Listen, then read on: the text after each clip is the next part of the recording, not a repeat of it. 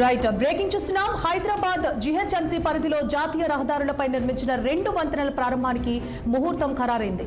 కేంద్ర మంత్రి నితిన్ గడ్కరీ చేతుల మీదుగా ఈ నెల 5న బ్రిడ్జ్ తో పాటు ఫ్లైఓవర్ ను ప్రారంభోత్సవం జరగనుంది. జీహెచ్ఎల్ వద్ద ఎన్హెచ్ఏఐ నిర్మించిన వంతెనతో పాటు అంబర్పేట వద్ద నిర్మించిన ఫ్లైఓవర్ ను ఆయన జాతికి అంకితం చేస్తారు.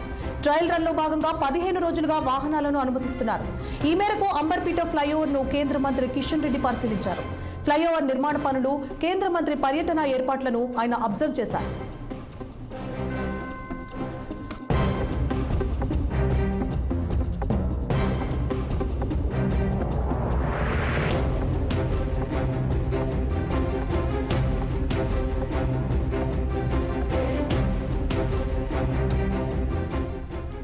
ఇక హైదరాబాద్ జీహెచ్ఎంసీ పరిధిలో జాతీయ రహదారులపై నిర్మించిన 2 వంతెనల ప్రారంభానికి ముహూర్తం ఖరారైంది.